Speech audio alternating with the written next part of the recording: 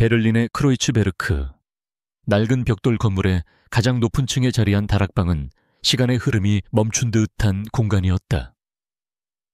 바깥, 세상의 소음은 두꺼운 벽과 방음제에 막혀 희미한 맥박처럼 느껴질 뿐, 방 안을 지배하는 것은 오직 냉각팬이 돌아가는 낮은 기계음과 일정한 리듬으로 울리는 키보드 소리였다. 어둠 속에서 여러 대의 모니터가 뿜어내는 푸른빛이 방의 유일한 광원이었다.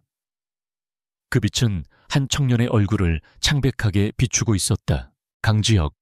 그러나 세상은 그를 닉스 애닉스라는 이름으로 알고 있었다. 밤의 여신이라는 뜻의 이름처럼 그는 지난 5년간 디지털 세계의 가장 깊고 어두운 그림자 속에서 살아왔다. 22살의 나이라고는 믿기지 않을 정도로 그의 눈빛은 깊고 고요했다.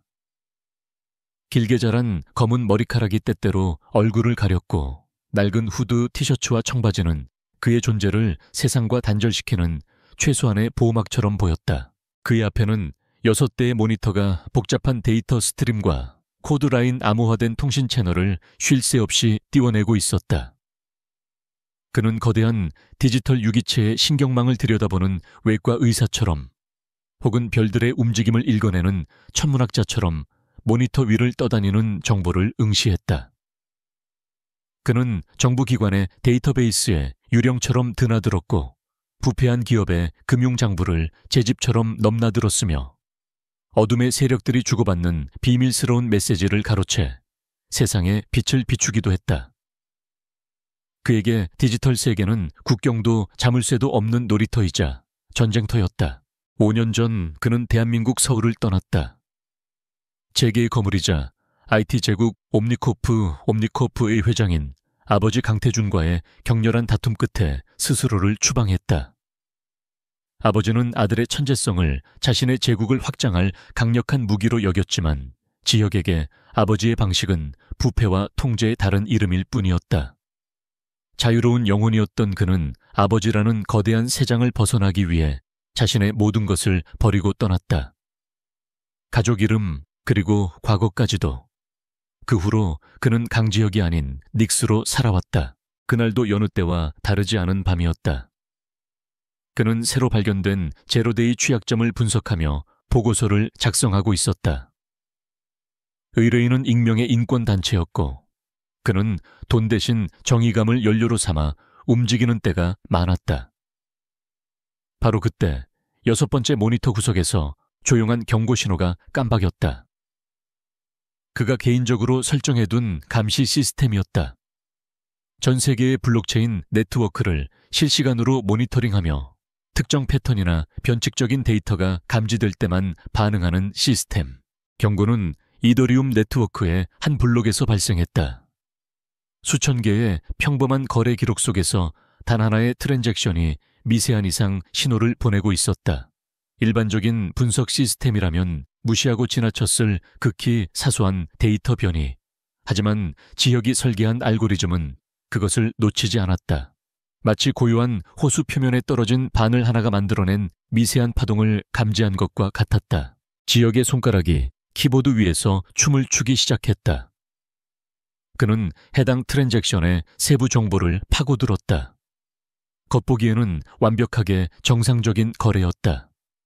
소액의 암호화폐가 익명의 지갑에서 또 다른 익명의 지갑으로 이동했을 뿐. 하지만 거래에 포함된 메타데이터 필드 보통은 비워두거나 간단한 메모를 남기는 그 공간에 의미를 알 수 없는 16진수 문자열이 나열되어 있었다. For E, 6F 샤라치자, 말 한비들이 애들 잘 언어, 재련들이 야르이들이 여뒤. 그것은 단순한 데이터가 아니었다. 누군가가 보낸 메시지였다. 그것도 자신만이 알아볼 수 있도록 설계된. 그의 심장이 미세하게 박동을 높였다. 그는 문자열을 아스키 코드로 변환했다. Not Swiss라는 문장이 나타났다. 스위스가 아니다. 5년 전 집을 떠난 후 그는 아버지의 비서를 통해 어머니 서유진이 건강 문제로 스위스의 한적한 요양원에서 평화롭게 지내고 있다는 소식을 간간히 전해 들었다. 그것이 그가 세상과 연결된 유일한 끈이었고 어머니의 평화는 그가 그림자 속에 머물 수 있게 한 최소한의 위안이었다. 그런데 스위스가 아니라니. 지역은 마른 입술을 핥았다. 이것은 시작에 불과했다. 이 메시지를 보낸 사람은 블록체인의 연구성과 익명성을 이용하면서도 동시에 자신만이 이 메시지를 발견하고 해독할 수 있음을 확신하고 있었다. 그리고 그런 방식을 알고 자신과 공유할 수 있는 비밀키를 가진 사람은 단 한 명뿐이었다. 어머니. 그의 머릿속에서 수십 개의 암호화 알고리즘과 해독 프로토콜이 순식간에 조합되고 해체되었다. 이 짧은 문자열은 그 자체로 메시지인 동시에 더 깊은 곳에 숨겨진 진짜 메시지를 열기 위한 열쇠의 일부일 가능성이 높았다. 그는 트랜잭션의 다른 구성 요소들을 샅샅이 훑었다. 보낸 사람의 지갑 주소, 가스비로 지불된 금액, 타임스탬프. 모든 것이 무작위로 보였지만 지역은 그 안에 숨겨진 패턴을 찾기 시작했다. 몇 시간의 집중 끝에 그는 실마리를 찾아냈다.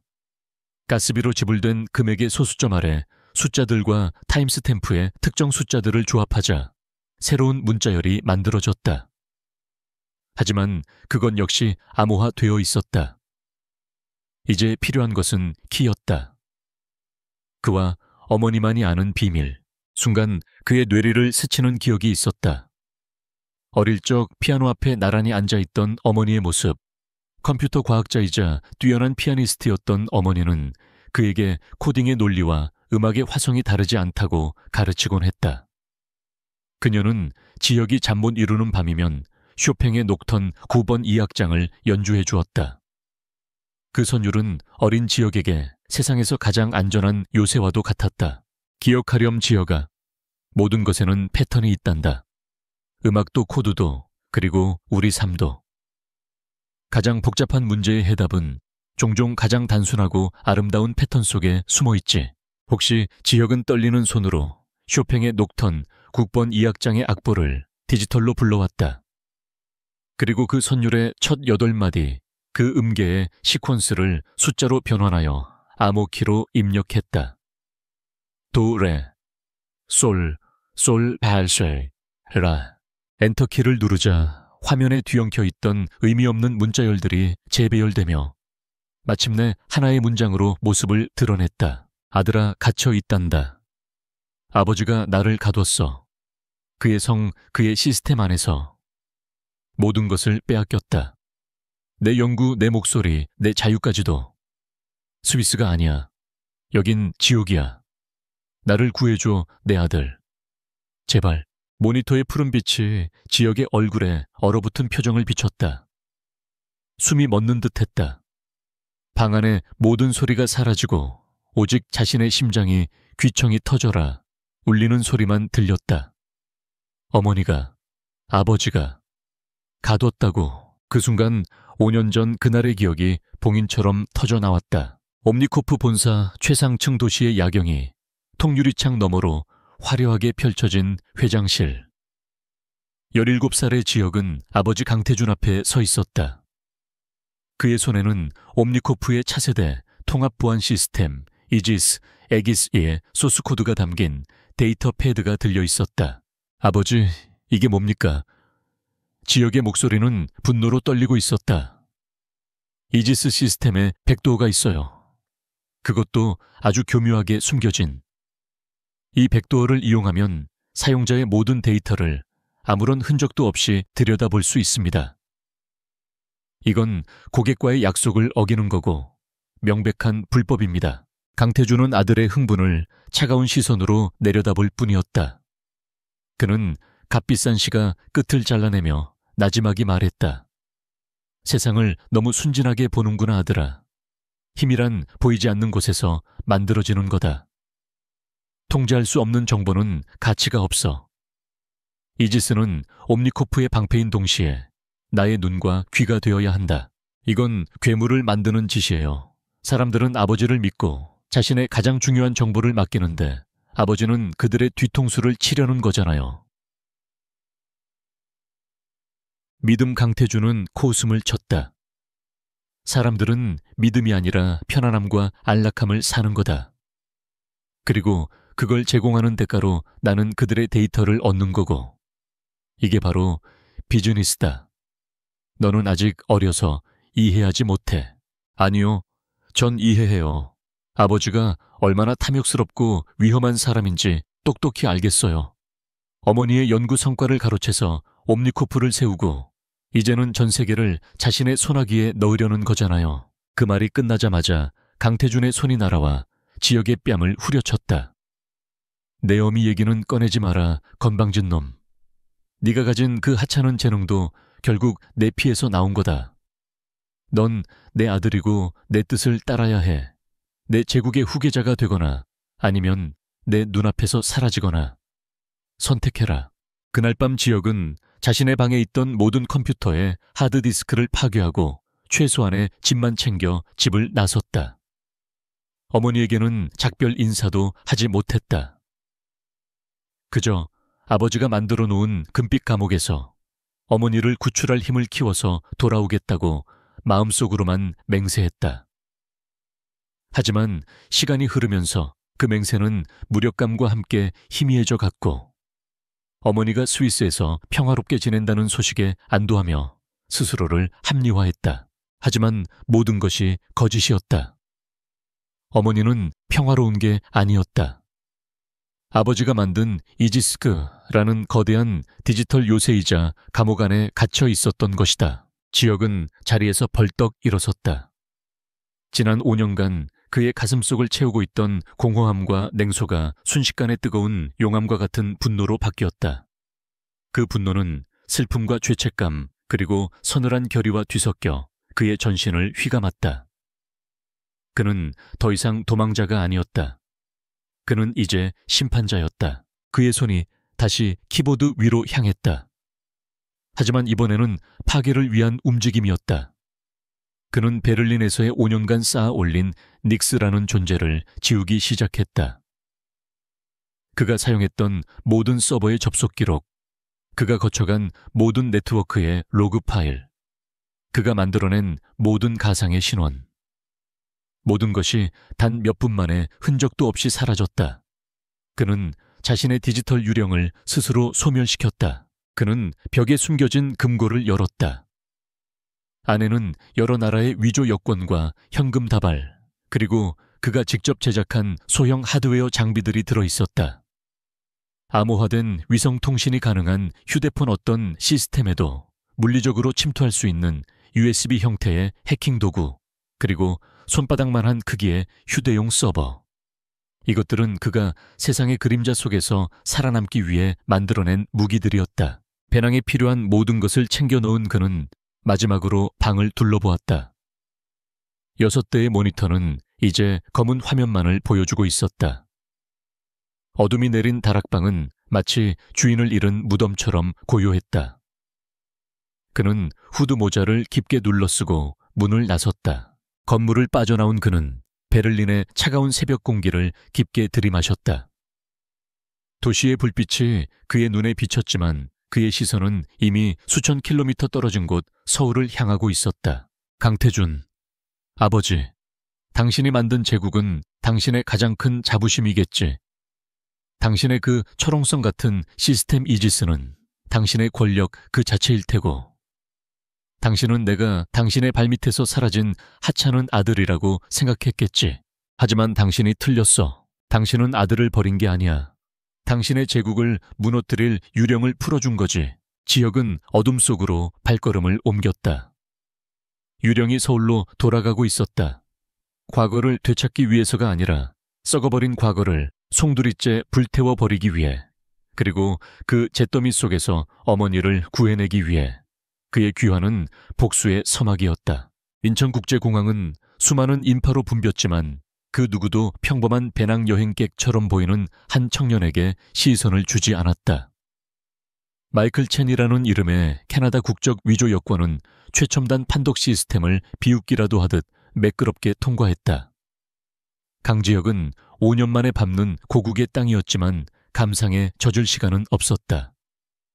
그의 모든 감각은 예리하게 벼려진 칼날처럼 주위의 모든 것을 경계하고 있었다. CCTV의 사각지대를 본능적으로 찾아 움직였고 안면 인식 시스템의 탐지 범위를 피하기 위해 군중 속에 몸을 섞었다. 그는 서울의 공기 속에 보이지 않는 거미줄처럼 퍼져 있을 아버지의 감시망을 의식하고 있었다. 그가 향한 곳은 화려한 강남의 호텔이 아니었다. 공항철도와 지하철을 여러 번 갈아타며 동선을 흐린 그는 서울의 서남쪽 한때는 산업화의 심장이었으나 이제는 녹슨 철골과 버려진 공장들만 흉터처럼 남은 구로의 한 공단 지역에 도착했다. 회색빛 먼지가 내려앉은 거리는 인적이 드물었고 깨진 유리창 너머로 을씨년스러운 바람소리만 들려왔다. 지역은 낡은 5층짜리 인쇄공장 건물 앞에서 걸음을 멈췄다. 몇 년 전 폐업한 이곳은 그가 베를린으로 떠나기 전 만일의 사태를 대비해 익명으로 임대해둔 자신만의 은신처였다. 그는 자물쇠에 직접 만든 전자키를 꽂아 넣었다. 딸깍 하는 소리와 함께 육중한 철문이 열리자 매캐한 먼지 냄새가 코를 찔렀다. 내부는 겉모습보다 훨씬 더 황량했다. 거대한 인쇄 기계들이 흰 천에 덮인 채 유령처럼 서 있었고 바닥에는 두껍게 쌓인 먼지 위로 그의 발자국이 선명하게 찍혔다. 그는 건물의 전력 차단기를 올리고 숨겨진 벽 패널을 열었다. 그 안에는 그가 몇 년에 걸쳐 비밀리에 구축해둔 독립적인 통신 및 전력 시스템이 잠들어 있었다. 태양광 패널과 대용량 배터리, 그리고 추적이 불가능한 위성 인터넷 회선. 세상의 모든 네트워크로부터 완벽하게 고립된 그만의 섬이었다. 지역은 배낭에서 장비들을 꺼내 능숙하게 설치하기 시작했다. 노트북 세대와 소형 서버, 그리고 그가 직접 개조한 라우터. 몇 시간 후 버려진 공장의 한 구석은 베를린의 다락방을 축소해 놓은 듯한 최첨단 지휘 통제실로 변모했다. 그는 가장 먼저 옴니코프 타워의 디지털 구조도를 스크린에 띄웠다. 서울의 중심부 테헤란로에 우뚝 솟은 거대한 유리와 강철의 탑. 아버지의 제국이자 어머니의 감옥. 그의 첫 번째 목표는 파괴가 아니었다. 탐색이자 경고였다. 그는 거인의 심장이 얼마나 강하게 뛰고 있는지, 그 피부가 얼마나 두꺼운지 직접 확인해야 했다. 그의 손가락이 키보드 위를 빠르게 움직였다. 그의 공격은 정문이 아닌 아무도 신경 쓰지 않는 작은 쪽문에서 시작될 것이었다. 그가 노린 것은 옴니코프 타워의 최첨단 빌딩 관리 시스템 BMS에 연결된 외주 업체의 환경 센서 네트워크였다. 온도, 습도, 공기질을 측정하는 수백 개의 센서 중 하나. 옴니코프의 철벽 같은 보안팀도 자신들의 핵심 시스템인 이지스와는 별개로 운영되는 이런 사소한 하청업체의 장비까지는 신경 쓰지 않을 터였다. 그는 아이슬란드, 브라질, 일본 등 10여 개의 국가에 분산된 프록시 서버를 통해 자신의 접속 경로를 미로처럼 꼬아놓았다. 환경 센서의 펌웨어에서 그는 아주 작은 취약점을 발견했다. 제조사가 업데이트를 게을리한 탓에 생긴 구멍이었다. 그는 그 구멍을 통해 바늘처럼 가늘고 예리한 코드를 밀어넣었다. 그 코드는 시스템에 아무런 해도 끼치지 않았다. 그저 찰나의 순간 동안 센서와 메인 시스템이 데이터를 교환하는 통로를 열어 젖혔을 뿐, 지역은 그 0.5초도 안 되는 시간을 놓치지 않았다. 그는 이지스의 가장 외곽 방화벽 너머 시스템 로그 파일이 저장되는 가장 깊숙한 곳에 작은 흔적을 남겼다. 바이러스도 악성 코드도 아니었다. 그것은 시스템이 매일같이 생성해내는 수억 줄의 기록 속에 섞여 들어간 단 한 줄의 의미, 불명의 데이터였다. 0x dead beef annex was here 9b2. 마치 우주에서 날아온 전파 노이즈나 반도체의 미세한 오류처럼 보이는 완벽한 위장이었다. 하지만 그 안에는 자신의 서명과 함께 어머니의 피아노곡 녹턴, 국번 2악장을 의미하는 9b라는 코드를 숨겨두었다. 어머니가 만약 이 기록을 볼 수만 있다면 아들이 돌아왔다는 것을 알 수 있으리라. 지역은 즉시 접속을 끊고 자신이 지나온 모든 경로를 깨끗하게 지워버렸다. 거인의 심장에 첫 번째 바늘을 꽂는데 성공한 것이다. 이제 거인의 반응을 지켜볼 차례였다. 같은 시각 옴니코프 타워 40층에 위치한 보안관제센터 SOC에는 평소와 다름없이 조용한 긴장감이 감돌았다. 수십 명의 엘리트 보안 요원들이 거대한 비디오 월에 끝없이 흘러가는 데이터를 감시하고 있었다. 이곳이 바로 강태준 회장이 자랑하는 철옹성 이지스 시스템의 심장부였다. 보안 총괄 책임자인 최 부장은 날카로운 눈으로 상황판을 훑어보고 있었다. 군 정보부대 출신인 그는 강 회장의 두터운 신임을 받는 인물이었다. 그의 경험과 직관은 그 어떤 인공지능 분석 시스템보다 뛰어나다고 정평이 나 있었다. 부장님, 한 젊은 요원이 최 부장을 불렀다. 로그 분석 시스템에서 레벨 아브 수준의 이상 신호가 감지되었습니다. 딥스토리지 7번 서버에서 발생한 일시적인 데이터 패킷 손상으로 보입니다. 자동으로 복구 완료되었습니다. 레벨 5는 가장 낮은 등급의 경고였다. 시스템 운영 중 흔히 발생하는 사소한 오류. 최 부장은 별 생각 없이 요원이 건넨 보고서를 받아들었다. 보고서에는 지역이 남긴 연영시 XD add beef nix was here 9B2 라는 문자열이 원인 불명의 노이즈 데이터로 분류되어 있었다. 다른 사람이라면 그냥 지나쳤을 것이다. 하지만 최 부장의 눈썹이 미세하게 꿈틀거렸다. NetBF 해커들이 자신들의 존재를 알리기 위해 장난처럼 사용하는 오래된 16진수 코드였다. 너무나 고전적이고 진부해서 오히려 이상했다. 그는 확대경으로 보석을 감정하듯 문자열을 뜯어보았다. 너무나 인위적으로 보이는 무작위성이었다. 마치 누군가 나는 오류인 척하고 있지만 사실은 오류가 아니다라고 속삭이는 듯했다. 이 서버에 대한 외부 접속 기록 전체를 다시 분석해봐. 특히 빌딩 관리 시스템 네트워크 쪽으로. 최 부장이 지시했다. 하지만 부장님, 그쪽은 이지스의 메인 방화벽과는 완전히 분리되어 있고 내 말대로 해. 최 부장의 단호한 말에 요원은 즉시 분석에 들어갔다. 몇 분 후 그는 당혹스러운 표정으로 보고했다. 이상합니다. 외부 접속 기록이 전혀 없습니다. 마치 유령이라도 다녀간 것처럼 깨끗합니다. 바로 그 점이었다. 흔적이 너무 없다는 것. 그것이 바로 가장 강력한 흔적이었다. 최 부장의 등골에 서늘한 기운이 스쳤다. 이것은 단순한 오류가 아니다. 실력 있는 누군가가 자신들의 앞마당에 발을 들여놓고 비웃으며 사라진 것이다. 그는 즉시 회장실 직통 라인으로 연결했다. 회장님, 최 부장입니다. 이지스 시스템에 미세한 침입 흔적이 발견되었습니다. 심각한 상황은 아니지만 수화기 너머로 들려오는 강태준의 목소리는 짜증으로 가득했다. 그는 막 중요한 해외 투자 계약을 논의하던 중이었다. 최 부장, 내 걸작인 이지스가 고작 미세한 침입 따위로 흔들릴 시스템인가? 데이터 오류 하나 가지고 호들갑 떨지 마. 자네 군대에서 배운 게 고작 그런 건가? 시간 낭비하게 하지 말고 처리해. 하지만 회장님, 제 직감으로는 직감 강태준이 비웃었다.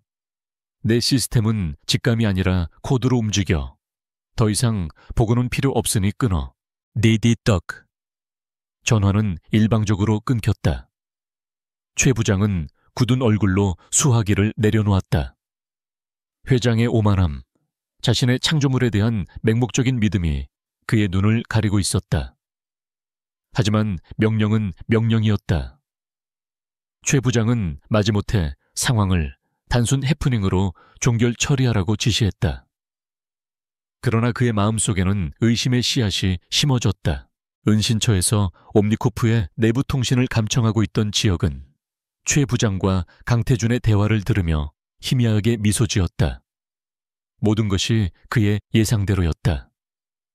아버지는 여전히 오만했고 그 오만함이 그의 가장 큰 약점이 될 터였다. 그리고 최 부장이라는 유능하지만 억압된 변수도 확인했다. 이제 다음 단계로 넘어갈 시간이었다. 디지털 세계에서의 싸움만으로는 어머니를 구할 수 없었다. 그가 파헤칠 진실을 세상에 알리고 강태준을 법의 심판대에 세울 외부의 조력자가 필요했다. 그는 다시 한번 키보드 앞에 앉았다. 이번의 검색 목표는 언론인 윤소희였다. 윤소희는 작은 독립 언론사 뉴스타파의 탐사보도 전문 기자였다. 지난 몇 년간 그녀는 거대 기업과 정치권의 유착관계를 끈질기게 파헤쳐왔다. 특히 옴니코프의 비자금 조성 의혹과 기술 탈취 논란에 대해 여러 차례 기사를 썼지만 번번이 옴니코프의 막강한 법무팀에 의해 기사가 삭제되거나 소송에 휘말렸다. 하지만 그녀는 포기하지 않았다. 지역은 그녀의 디지털 흔적을 조심스럽게 추적했다. 그녀는 보안에 매우 신경 쓰는 편이었다. 암호화된 이메일을 사용했고 중요한 자료는 오프라인에 보관했다. 하지만 지혁에게는 그 정도의 보안은 없는 것과 마찬가지였다. 그는 그녀가 사용하는 클라우드 서비스의 백업 파일 통신사의 통화 기록, 데이터베이스, 심지어는 그녀가 취재를 위해 개설한 익명의 SNS 계정까지 모두 접근했다. 그는 그녀의 사생활을 엿보려는 것이 아니었다. 그녀가 어떤 사람인지 얼마나 신뢰할 수 있는지를 확인하기 위해서였다. 그는 그녀가 몇 년째 옴니코프와 관련된 미제 사건 파일들을 따로 관리하고 있다는 것을 발견했다. 그 중에는 5년 전 옴니코프의 핵심 기술 개발자였던 서유진 바로 지역의 어머니가 갑작스럽게 모든 활동을 중단하고 경영 일선에서 물러난 사건도 포함되어 있었다. 당시 옴니코프는 건강상의 이유라고 발표했지만 윤소희는 그 발표를 믿지 않고 꾸준히 의문을 제기해왔다. 그녀의 파일에는 서유진의 행방 강태준 회장에 의해 강제적 은퇴 혹은 감금 가능성이라는 메모가 적혀 있었다. 바로 이 사람이다. 지혁은 확신했다. 그녀는 이미 진실의 문고리를 잡고 있었다. 이제 자신이 그 문을 열어줄 열쇠만 쥐어주면 되었다. 그날 밤 서울의 한 오피스텔에서 윤소희는 산더미 같은 자료에 파묻힌 채 씨름하고 있었다. 또다시 옴니코프 측으로부터 명예훼손 소송을 당했다는 통보를 받은 참이었다. 그녀는 지치고 외로웠다. 거대한 골리앗을 상대로 돌멩이를 던지는 다윗의 심정이었다. 그때 그녀의 노트북 화면에 작은 팝업창이 하나 떴다. 바이러스인가 싶어 인상을 찌푸리는 순간 팝업창 안에 타자기가 글씨를 치듯 문장이 나타났다. 윤소희 기자님, 소름이 돋았다. 그녀는 즉시 인터넷 연결을 끊으려 했지만 마우스와 키보드가 먹통이 되었다. 두려워 마십시오. 저는 당신의 편입니다.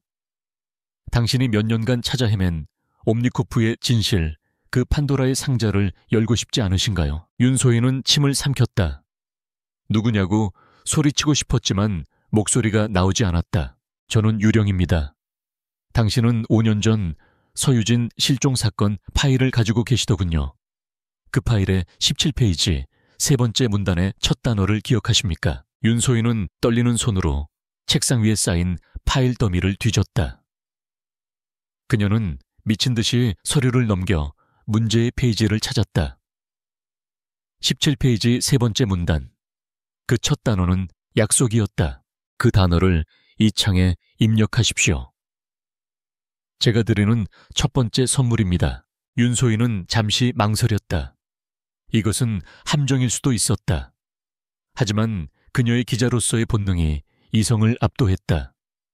그녀는 키보드 제어권이 돌아오자마자 약속이라고 입력하고 엔터 키를 눌렀다. 그러자 그녀의 컴퓨터 바탕화면에 선물 더 지프이라는 이름의 암호화된 파일이 하나 생성되었다. 파일이 생성되자마자 팝업창은 흔적도 없이 사라졌고 컴퓨터는 언제 그랬냐는 듯 정상으로 돌아왔다. 윤소희는 심호흡을 하고 압축 파일을 열었다. 그 안에는 동영상 파일이 하나 들어있었다. 그녀가 파일을 재생하자 화면에 나타난 것은 옴니코프 타워의 지하주차장 CCTV 영상이었다. 영상 속에서 강태준 회장의 비서실장이 정체불명의 남자들에게 동가방을 건네고 있었다. 영상의 날짜는 바로 어제였다. 그녀가 옴니코프의 비자금 의혹을 제기했던 기사와 관련된 인물들이었다. 이것은 그녀의 기사를 뒷받침할 명백한 증거 스모킹 건이었다. 영상 마지막에 검은 화면 위로 흰 글씨가 떠올랐다. 이건 시작에 불과합니다. 당신이 진실을 보도할 용기가 있다면 저는 계속해서 당신에게 삽을 드리겠습니다. 함께 거인의 심장을 파헤쳐 보시죠. 앤니 윤소희는 짧은 이니셜을 되뇌었다. 그녀의 심장은 두려움과 흥분으로 격렬하게 뛰고 있었다. 그녀는 이것이 자신의 기자 인생을 어쩌면 목숨까지도 걸어야 할 위험한 제안임을 직감했다. 하지만 동시에 몇 년간 그녀를 짓눌러왔던 거대한 벽에 마침내 균열을 낼 기회라는 것도 알 수 있었다. 그녀는 망설임 없이 휴대폰을 들어 편집장에게 전화를 걸었다. 국장님, 저예요. 옴니코프. 제가 특종 하나 터뜨릴 것 같습니다. 같은 시각 구로에 버려진 공장에서 지혁은 윤소희의 모든 움직임을 지켜보고 있었다. 동맹을 향한 첫 번째 미끼를 그녀가 물었다. 이제 본격적인 전쟁의 서막이 올랐다. 그는 모니터에 새로운 창을 띄웠다. 그것은 옴니코프의 심장부 이지스 시스템의 전체 설계도였다. 수만 개의 방어벽과 수백만 개의 코드라인으로 이루어진 복잡한 미로. 아버지, 당신의 철옹성에 이제부터 균열을 내기 시작할 겁니다. 지역의 눈빛이 어둠 속에서 차갑게 빛났다. 윤소희 기자의 특종 보도는 대한민국을 뒤흔든 폭탄과도 같았다. 의문의 해커, 앤 옴니코프 비자금 장부 공개라는 헤드라인이 모든 포털 사이트의 메인을 장식했고 다음날 아침 신문 한 면을 도배했다. 지역이 건넨 선물은 단순한 뇌물 증거 영상이 아니었다. 그 안에는 옴니코프의 고위 임원들이 수년간 페이퍼 컴퍼니를 통해 비자금을 조성하고 정관계 인사들에게 로비를 벌인 정황이 담긴 암호화된 회계 장부의 일부가 포함되어 있었다. 파장은 즉각적이었다. 옴니코프의 주가는 개장과 동시에 폭락하기 시작했고 성난 주주들의 항의 전화가 빗발쳤다. 검찰과 금융감독원은 즉시 특별조사팀을 꾸리겠다고 발표했고 옴니코프 타워 앞에는 수백 명의 취재진이 몰려들어 거대한 장벽을 이루었다. 강태준 회장이 수십 년에 걸쳐 쌓아 올린 완벽한 이미지에 제국에 보이지 않는 유령이 선명한 균열을 만들어낸 것이다. 옴니코프 타워 최상층 회장실의 고급스러운 평원은 산산조각 나 있었다. 최고급 크리스털로 만들어진 위스키 잔이 벽에 부딪혀 박살났고 바닥에는 서류들이 허리케인이라도 휩쓸고 간 듯 흩어져 있었다. 강태준 회장은 분노로 이글거리는 눈으로 통유리창 너머의 도시를 내려다보고 있었다. 그의 얼굴은 평소의 냉철함 대신 통제력을 잃은 야수와 같은 경로로 일그러져 있었다. 초의 부장 들어와 인터컴을 통해 흘러나온 그의 목소리는 얼음처럼 차가웠다. 잠시 후 굳은 표정의 최 부장이 회장실로 들어섰다. 그는 차마 바닥의 난장판을 쳐다보지 못하고 고개를 숙였다. 설명해봐. 강태준이 몸을 돌리지 않은 채 말했다. 내 성의 심장부에서 어떻게 이런 정보가 새어나갈 수 있었지? 자네가 자랑하던 그 이지스는 뭘 하고 있었나? 죄송합니다, 회장님. 범인은 극도로 지능적인 해커입니다. 저희의 모든 방어 시스템을 우회하여 흔적을 거의 남기지 않았습니다. 현재까지 추적한 바로는 전 세계 수십 개의 경유지를 거쳐 닥쳐 강태준이 고함을 질렀다. 그의 목에 핏대가 섰다. 결과를 말해 잡았나 못 잡았나 아직입니다. 앤니이라고만 알려졌을 뿐 정체가 오리무중입니다. 강태준은 천천히 몸을 돌려 최 부장에게 다가갔다. 그의 눈빛은 상대를 집어삼킬 듯한 포식자의 그것이었다. 자네가 지난번에 보고했던 그 미세한 침입, 그 사소한 오류가 바로 이놈이었군. 내 경고를 무시한 대가가 이거였어. 회장님, 그건 내부 공모자가 있겠지. 강태준이 최 부장의 말을 잘랐다. 이 정도의 내부 정보를 빼내려면 분명히 안에서 문을 열어준 쥐새끼가 있을 거다.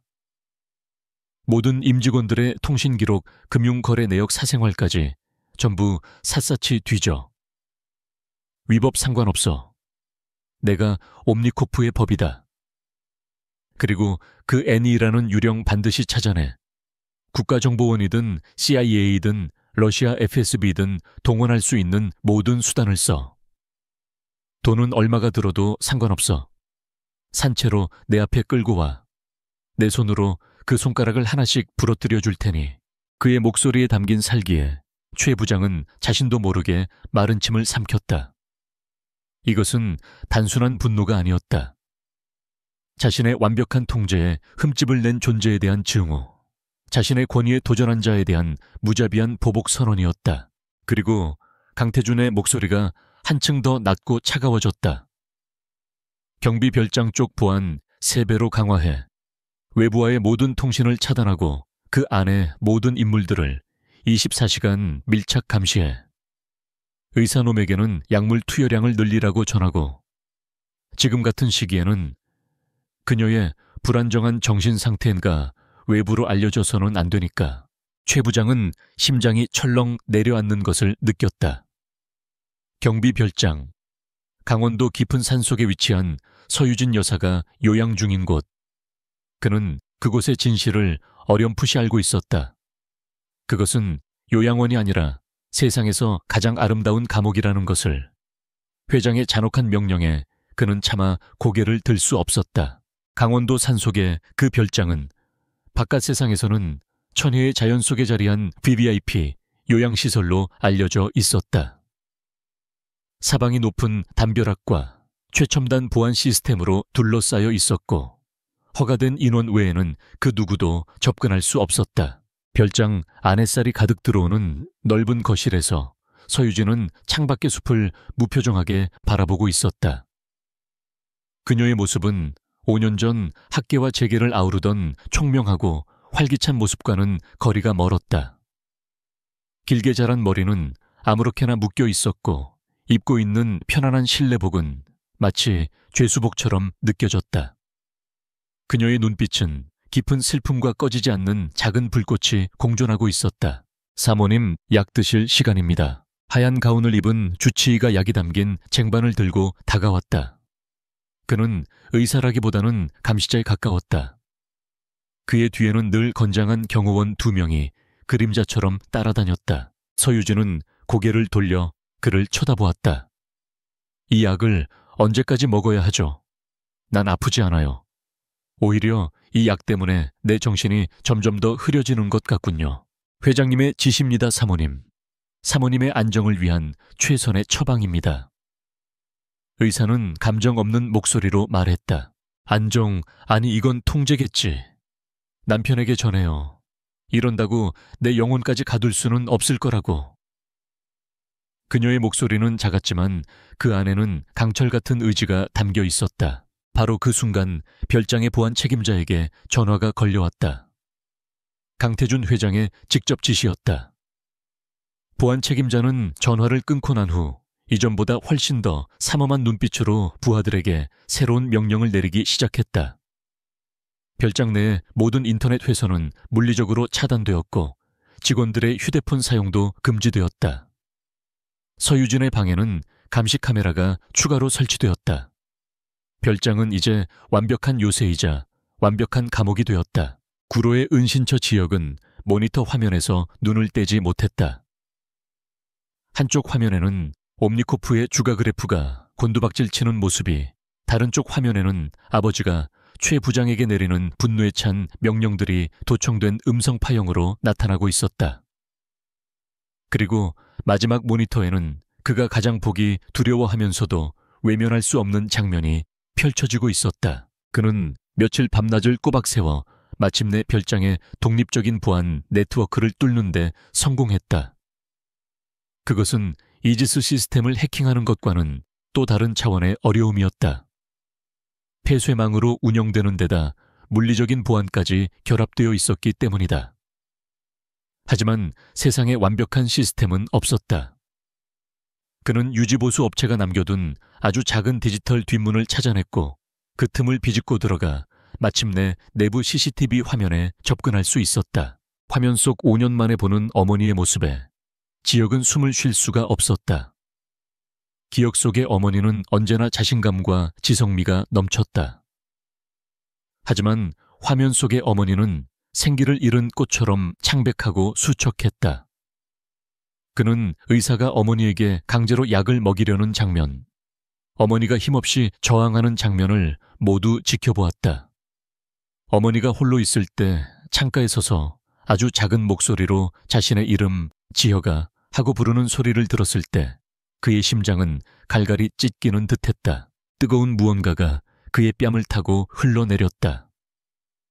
5년 전 집을 떠나던 날에도 흘리지 않았던 눈물이었다. 죄책감이 파도처럼 밀려왔다. 자신이 좀 더 강했더라면, 좀 더 일찍 돌아왔더라면, 어머니를 저 지옥 같은 곳에 저렇게 오래 내버려 두지 않았을 텐데. 그의 주먹이 책상을 내려쳤다. 쿵 하는 소리와 함께 모니터가 흔들렸다. 그러나 그 격렬한 감정의 폭발은 순식간에 차가운 얼음처럼 굳어졌다. 슬픔과 분노, 죄책감. 이 모든 감정들이 그의 안에서 하나의 용광로처럼 들끓다가 마침내 예리하고 치명적인 칼날로 벼려졌다. 그는 더 이상 슬퍼하지 않았다. 그는 더 이상 분노하지 않았다. 그의 마음속에는 오직 하나의 생각만이 남았다. 아베오지의 모든 것을 빼앗아야 한다. 단순히 어머니를 구출하는 것만으로는 부족했다. 강태준이라는 인간이 다시는 그 누구도 해칠 수 없도록 그가 쌓아 올린 모든 것, 그의 부, 그의 명예, 그의 제국을 송두리째 파괴해야만 했다. 그것이 어머니를 위한 진정한 해방이자 아버지를 위한 완벽한 심판이 될 터였다. 지혁은 눈물을 닦고 보안 채널을 통해 윤소희 기자에게 메시지를 보냈다. 화면에 그의 타이핑이 나타났다. 시업 번째 보도는 성공적이었습니다. 하지만 이건 시작에 불과합니다. 몇 초 후 윤소희로부터 답장이 왔다. 윤소희 당신, 대체 누굽니까? 옴니코프 내부 사정을 이렇게 잘 알다니. 당신이 원하는 게 뭐죠? 내가 원하는 것은 진실과 정의입니다. 강태준 회장의 범죄는 비자금 따위가 전부가 아닙니다. 그는 사람을 가두고 기술을 훔쳤습니다. 윤소희 사람을 가두었다고요? 그게 무슨 말이죠? 증거가 있습니까? 지혁은 잠시 망설였다. 어머니의 이야기를 지금 꺼내도 될까? 하지만 윤소희는 이제 그의 유일한 파트너였다. 그는 그녀를 믿어야만 했다.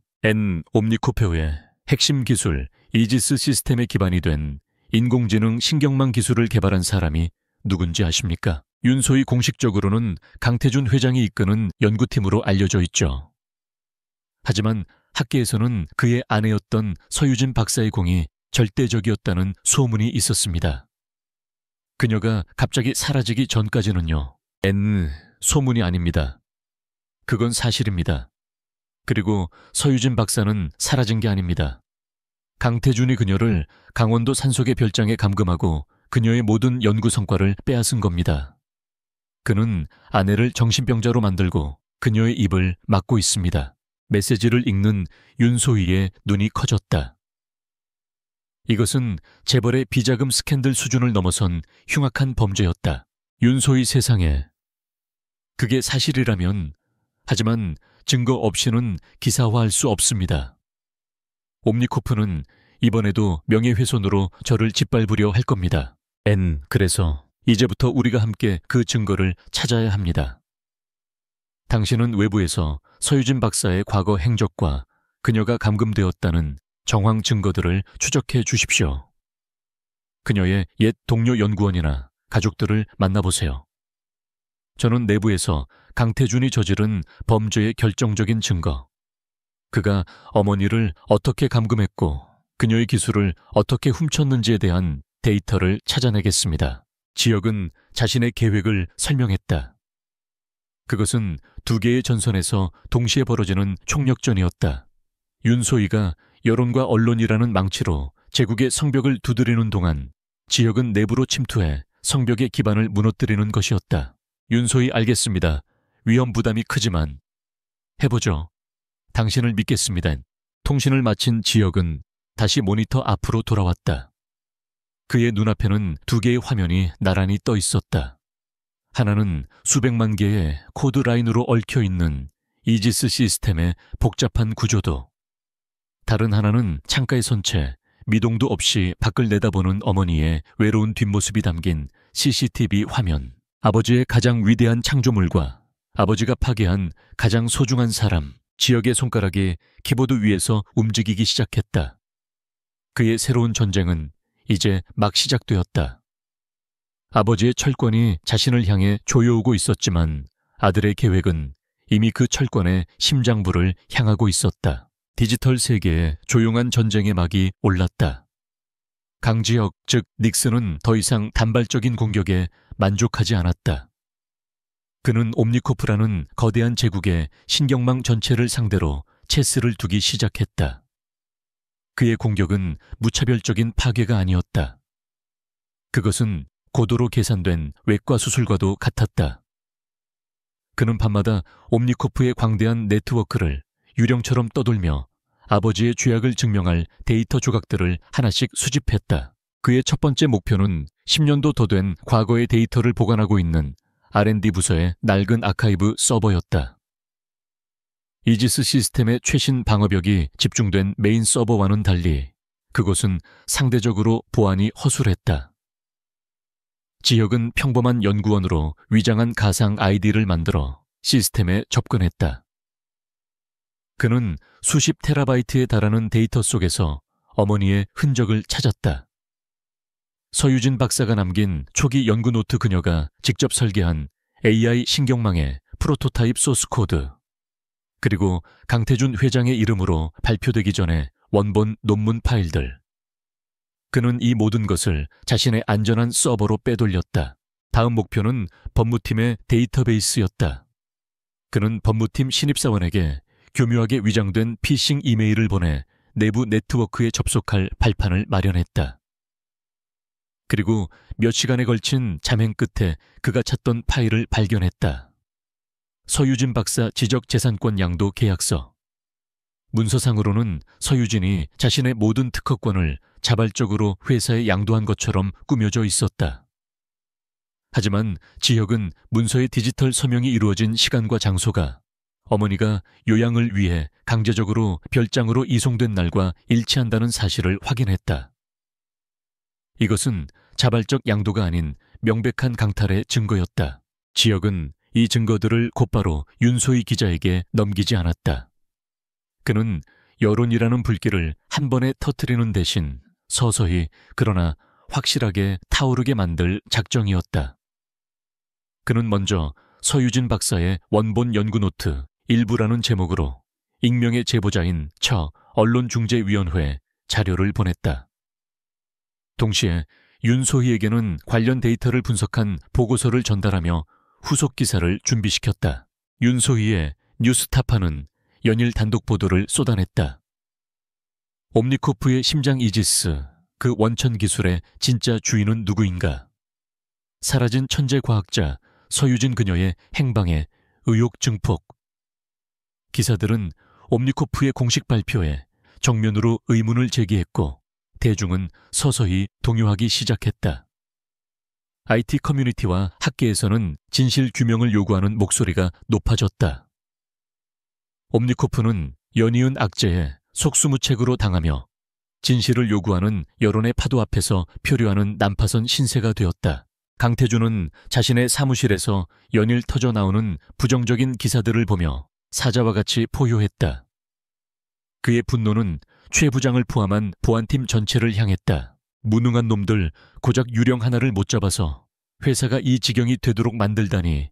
이지스는 세계 최강의 방패라며 그 방패는 종이로 만들어졌나. 최 부장은 고개를 숙인 채 아무 말도 할 수 없었다. 그와 그의 팀원들은 며칠 밤을 새우며 N의 흔적을 쫓았지만 범인은 연기처럼 사라졌다. 나타나기를 반복했다. 그들이 방어벽을 쌓으면 범인은 그들이 예상치 못한 곳에 구멍을 뚫었다. 마치 자신들의 시스템을 손바닥 들여다보듯 훤히 꿰뚫고 있는 듯했다. 결국 강태준은 결단을 내렸다. 그는 긴급 임원회의를 소집한 자리에서 폭탄 선언을 했다. 외부 전문가를 영입하겠다. 이 바닥에 전설이라 불리는 사람이지. 그에게 정원을 맡길 테니 모두들 그의 지시에 따르도록. 며칠 후 한 노신사가 옴니코프 타워의 모습을 드러냈다. 희끗희끗한 머리에 두꺼운 뿔테 안경 낡은 트위드 재킷을 걸친 그의 모습은 최첨단 IT 기업과는 어울리지 않았다. 하지만 그의 이름이 안철민 박사라는 것이 알려지자 보안관제센터의 모든 요원들은 긴장감에 휩싸였다. 안철린, 1세대 화이트 해커이자 대한민국 사이버 보안의 살아있는 역사. 업계에서는 그를 오라클이라 불렀다. 모든 것을 꿰뚫어 본다는 의미였다. 그는 오래전 은퇴하여 학계에만 머물고 있었지만 강태준의 간곡한 혹은 협박에 가까운 부탁에 결국 모습을 드러낸 것이다. 강태준의 사무실에서 두 노년의 거물은 수십 년 만에 독대했다. 젊은 시절 그들은 세상을 바꿀 천재라 불리며 서로를 경쟁 상대로 여겼던 사이였다. 찾아내주게 안 박사. 강태준이 입을 열었다. 이 쥐새끼를 자네가 원하는 건 뭐든지 주겠네. 안철민은 말없이 강태준을 응시했다. 그의 눈빛은 엑스레이처럼 상대의 속을 꿰뚫는 듯 했다. 돈 때문에 온 게 아니네, 강 회장. 자네도 알 텐데. 내가 흥미를 느낀 건 이 유령의 방식이야. 돈이나 파괴를 목적으로 하는 보통의 해커들과는 달라. 그의 공격에는 분노와 슬픔, 그리고 어떤 절박함이 담겨 있어. 이건 지극히 개인적인 원한이야. 안철민 박사가 보안관제센터의 지휘권을 잡자마자 옴니코프의 방어 전략은 180도 바뀌었다. 그는 수동적인 방어 대신 공격적인 함정을 파기 시작했다. 그는 일부러 보안이 허술해 보이는 가짜 서버, 즉 허니팟을 네트워크 곳곳에 설치했다. 허니팟은 서유진 박사의 미공개 연구 자료나 옴니코프의 비밀 로비 장부처럼 보이는 미끼 데이터로 가득 채워져 있었다. NEA 미끼를 무는 순간 그의 위치를 역추적할 수 있을 터였다. 지역은 네트워크의 변화를 즉시 감지했다. 이전의 방어선이 두껍고 튼튼한 성벽 같았다면 이제는 곳곳에 날카로운 함정이 숨겨진 거미줄처럼 변해 있었다. 그는 상대가 보통 내기가 아님을 직감했다. 그는 허니팟의 유혹에 넘어가지 않았다. 오히려 그는 그 함정들을 역이용하기 시작했다. 그는 자신이 만든 보티들을 이용해 여러 개의 허니팟을 동시에 건드렸다. 보안관제센터에 경고등이 미친 듯이 울려 퍼지기 시작했다. 3번 허니팟의 침입자 감지. 아닙니다. 7번과 1비번. 허니팟에서도 동시 접속이 확인됩니다. 요원들은 혼란에 빠졌다. 안철민 박사는 지휘봉을 휘두르며 침착하게 대응했지만 그 역시 앤의 대담함에 혀를 내둘렀다. 앤은 지금 연막탄을 터뜨려 시선을 분산시키고 있는 것이다. 그리고 그 혼란의 틈을 타 지역의 진짜 공격이 시작되었다. 그의 목표는 인사팀 서버에 보관된 어머니의 강제 입원 및 휴직 처리에 관한 서류였다. 그가 서류에 접근하여 다운로드를 시작하는 순간 안철민 박사가 그의 침입을 감지했다. 자, 봤다 이 녀석. 안철민의 손가락이 키보드 위에서 폭풍처럼 움직였다. 역추적이 시작되었다. 지역의 모니터 화면에 그의 접속 경로가 하나씩 붉은색으로 표시되며 추적망이 좁혀져 오는 것이 보였다. 아이슬란드, 브라질, 일본, 싱가포르. 그가 거쳐온 프록시 서버들이 순식간에 발각되고 있었다. 다운로드 진행률은 90%도 추적망이 그의 은신처가 있는 서울 근방까지 좁혀지는데 남은 시간은 단 15초. 지역의 심장이 격렬하게 뛰었다. 하지만 그의 손은 조금의 흔들림도 없이 침착했다. 그는 다운로드가 완료되는 동시에 미리 준비해둔 디지털 단두대, 프로토콜을 작동시켰다. 그의 모든 접속 기록과 가상 아이디가 흔적도 없이 파괴되는 자폭 프로그램이었다. 다운로드 100%. 지역은 엔터 키를 눌렀다. 그리고 즉시 모든 시스템을 셧다운시켰다. 보안관제센터의 거대한 화면에 추적 실패, 목표 소실이라는 메시지가 떴다. 안철민은 허탈한 표정으로 의자에 등을 기댔다. 유령이로군, 정말 유령이야. 그는 나지막이 중얼거렸다. 그는 완벽하게 이겼다고 생각한 체스판에서 상대가 자신의 왕을 희생시켜 퀸을 잡고 사라져버린 듯한 기분이었다. 한편 이 선으로 물러나 이 모든 광경을 지켜보고 있던 최 부장의 마음속에서는 의심이 점점 더 짙어지고 있었다. 그는 맨니 공격한 목표 지점들을 시간순으로 정리해보았다. R&D 에이카이브 법무팀의 특허권 서류, 그리고 방금 전에 인사팀 기록까지. 모든 공격은 단 하나의 교차점을 가리키고 있었다. 바로 서유진 박사였다. 애는 회사의 돈이나 기밀 기술에는 전혀 관심이 없었다. 그는 오직 서유진 박사와 관련된 진실만을 파헤치고 있었다. 마치 억울하게 모든 것을 빼앗긴 그녀를 대신해 싸우는 기사처럼. 최 부장은 자신의 사무실로 돌아와 오래된 서류 보관 캐비닛을 열었다. 그는 먼지가 쌓인 서유진 박사 관련 보안 기록 파일을 꺼내 들었다. 그가 신입 시절서 박사의 연구실 보안을 담당했을 때의 기록이었다. 파일을 넘기던 그의 손이 한 지점에서 멈췄다. 그것은 5년 전 서 박사가 별장으로 이송되기 직전의 보안팀 보고서였다. 보고서에는 대상 서유진, 이 아들 강지혁과 함께 외부로 탈출하려는 시도가 있었음. 강태준 회장의 지시로 저지 후 보안 등급 최고 수준으로 격상이라고 적혀 있었다.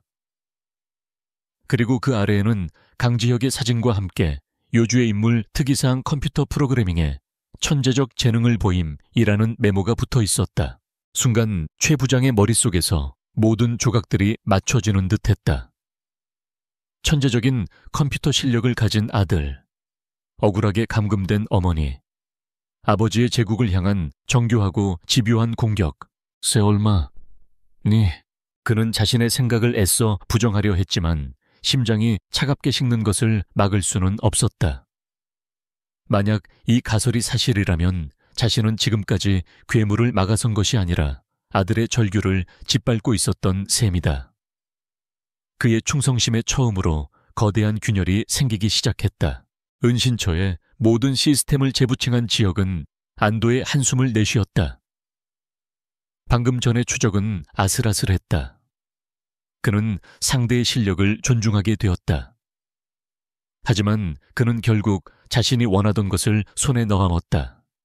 어머니의 병명이 기록된 진단서와 강제 휴직 명령서. 그는 그것을 즉시 암호화하여 윤소희에게 보냈다. 메시지는 짧았다. 애는 다음 폭탄입니다. 터뜨릴 준비를 하시죠. 보안관제센터 모두가 퇴근한 텅 빈 공간에 홀로 남은 안철민 박사는 앤이 남긴 희미한 흔적을 복기하고 있었다. 그는 앤의 코딩 스타일에서 아주 미세한 특징을 발견했다. 매우 효율적이고 우아하면서도 어딘가 모르게 익숙한 패턴. 그것은 마치 오래전 자신이 젊은 시절 함께 코딩에 대해 밤새 토론하곤 했던 한 천재적인 동료의 스타일을 떠올리게 했다. 명석한 두뇌와 따뜻한 마음을 가졌던 프로그래머 서유진, 그리고 그녀에게는 그녀를 쏙 빼닮은 어린 아들이 있었다. 안철민의 눈빛이 복잡하게 흔들렸다. 설마 그의 입에서 최 부장과 똑같은 말이 흘러나왔다. 보이지 않는 전쟁터의 체스 게임은 이제 새로운 국면으로 접어들고 있었다. 여론의 불길은 걷잡을 수 없이 타올랐다. 윤소희 기자가 닉스로부터 받은 서유진 박사 강제 휴직 및 병가 기록을 터뜨리자 대중의 의혹은 분노로 바뀌었다. 천재 과학자이자 옴니코프의 숨은 공로자였던 그녀가 남편에 의해 강제로 감금되고 정신병자로 내몰렸을지도 모른다는 사실은 단순한 기업 비리를 넘어선 반인륜적 범죄의 가능성을 시사했다. 옴니코프 불매 운동이 들불처럼 번져나갔고 시민단체들은 연일 옴니코프 타워 앞에서 진상규명을 요구하는 시위를 벌였다. 검찰은 더 이상 여론을 무시할 수 없었고 마침내 강태준 회장에 대한 출국 금지 조치를 내리고 본격적인 수사에 착수했다. 강태준은 코너에 몰린 쥐와 같았다. 그는 미친 듯이 법무팀을 닥달하고 언론에 압력을 넣고 정치권에 로비를 시도했지만 한번 터져나온 둑을 막기에는 역부족이었다. 그의 제국은 외부의 적 닉스라는 유령과 내부의 불신으로 인해 뿌리부터 흔들리고 있었다. 그는 불안과 분노에 잠식되어 갔고 그의 판단력은 점점 더 흐려지고 있었다. 바로 그때 지역은 마지막 공격을 준비하고 있었다. 이제 모든 조각은 모였다. 아버지의 오만함은 극에 달했고 세상은 그의 민낯을 볼 준비가 되어 있었다. 그는 자신의 모든 것을 건 마지막 작전을 개시하기로 결심했다. 작전명 이카루스. 태양을 향해 날아오르다. 자신의 날개가 녹아내려 추락한 그리스 신화 속 인물. 아버지의 운명을 예고하는 이름이었다. 구로의 은신처 지역은 차가운 금속성 음료를 마시며 수십 개의 모니터를 응시했다. 지난 몇 주간 그는 잠을 잊은 채 이 순간만을 위해 준비해왔다. 그의 목표는 이지스 시스템의 파괴가 아니었다. 이지스 시스템을 이용한 이지스 시스템의 자살이었다. 강태준은 자신의 창조물인 이지스에 대한 자부심이 너무나 강한 나머지 시스템 내부에 일종의 최후의 심판 프로토콜을 심어두었다. 이카루스 프로토콜이라 명명된 이 기능은 만약 시스템이 회복 불가능할 정도로 심각하게 오염되거나 최고 관리자 강태준 회장 자신이 시스템을 악용하려는 시도가 감지될 경우 자동으로 발동되도록 설계되었다.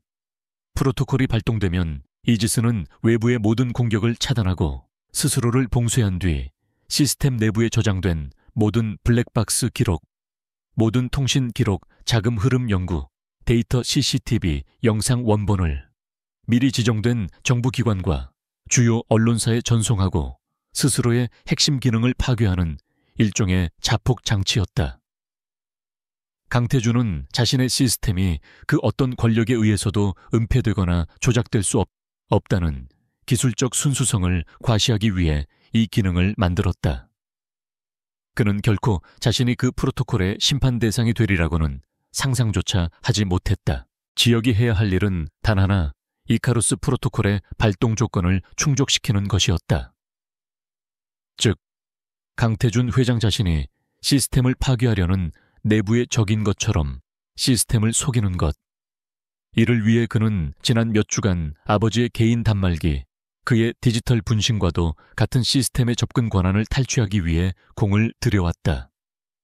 그리고 마침내 10여 년 전 자신이 10대 시절에 발견했던 아버지가 무시했던 운영체제의 아주 작은 제로데이 취약점을 이용해 최고 관리자의 디지털 서명을 훔치는 데 성공했다. 지역은 마지막으로 어머니의 사진이 담긴 작은 디지털 액자를 바라보았다.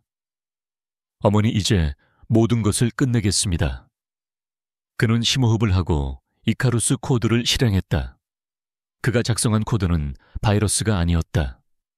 그것은 강태준 회장의 디지털 서명으로 위장하여 시스템의 가장 깊숙한 곳을 파괴하라는 명령을 담은 단 한 줄의 완벽한 열쇠였다. 코드가 옴니코프의 심장부로 전송되었다. 1초, 2초, 아무 일도 일어나지 않았다.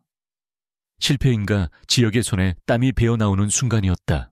옴니코프 타워 전체가 격렬하게 흔들리는 듯한 굉음과 함께 모든 전등이 붉은 비상등으로 바뀌었다. 복도마다 찢어질 듯한 경보음이 울려 퍼졌다.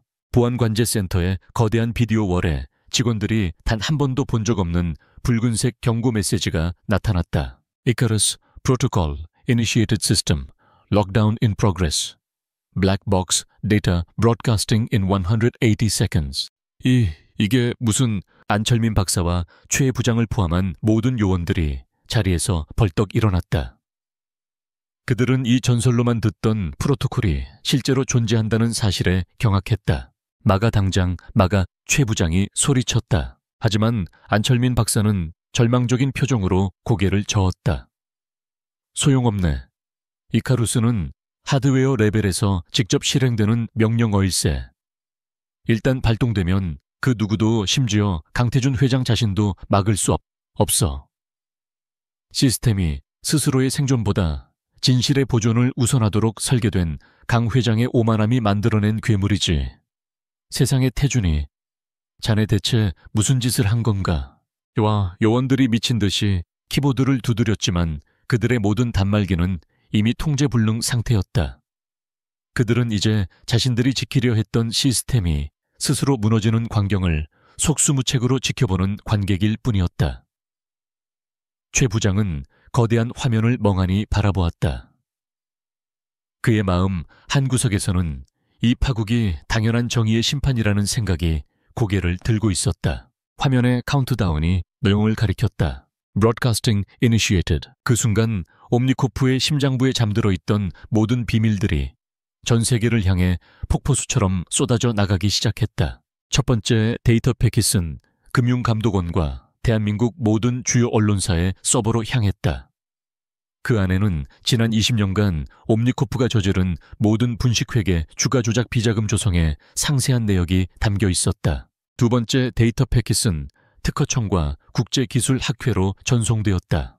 서유진 박사의 원본 연구자료와 강태준이 어떻게 그녀의 공을 가로채고 자신의 이름으로 둔갑시켰는지에 대한 명백한 증거들이었다. 그리고 세 번째 마지막 데이터 패킷.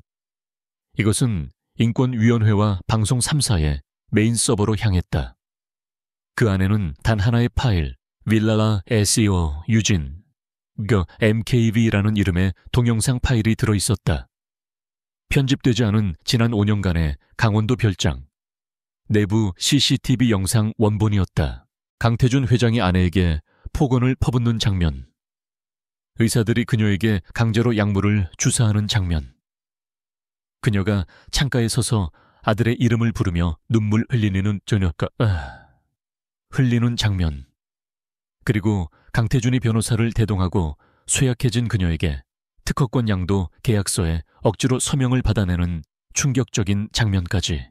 한 인간이 다른 인간의 존엄성을 어떻게 파괴할 수 있는지에 대한 5년간의 끔찍한 기록이었다. 같은 시각 옴니코프 타워 최상층 펜트하우스 사무실. 강태준은 갑작스러운 비상경보에 자리에서 일어났다. 그 순간 쿵 하는 굉음과 함께 그의 사무실 문이 두꺼운 강철 셔터로 봉쇄되었다. 무세운 짓이야. 그가 소리치는 순간 사무실의 AI 비서가 평소와 같은 차분한 목소리로 보고했다. 이카루스 프로토콜이 발동되었습니다. 모든 관리자 권한이 동결됩니다. 지금부터 블랙박스 데이터를 지정된 외부 채널로 전송합니다. 중지하에, 당장 중지하란 말이다. 이건 내 명령이야. 명령을 인식할 수 없습니다. 회장님은 더 이상 최고 관리자가 아닙니다. 강태준의 눈앞에 펼쳐진 수십 개의 모니터 화면이 일제히 바뀌기 시작했다. 전 세계 주가지수와 시장 동향을 보여주던 화면들이 이제는 그가 저지른 범죄의 증거들을 생중계하고 있었다. 자신의 비자금 장부가 언론사 서버로 전송되는 화면, 아내의 연구를 훔치는 증거가 담긴 문서들, 그리고 그의 눈이 한 모니터에 고정되었다. 그것은 강원도 별장의 CCTV 영상이었다. 바로 어제 자신의 아내에게 당신은 영원히 여기서 썩게 될 거야 라고 소리치던 모습이 적나라하게 재생되고 있었다. 안 돼. 강태준은 믿을 수 없다는 듯 뒷걸음질 쳤다. 그는 미친 듯이 자신의 단말기에 명령을 입력했지만 화면에는 Access Denied라는 붉은 글씨만 깜박일 뿐이었다.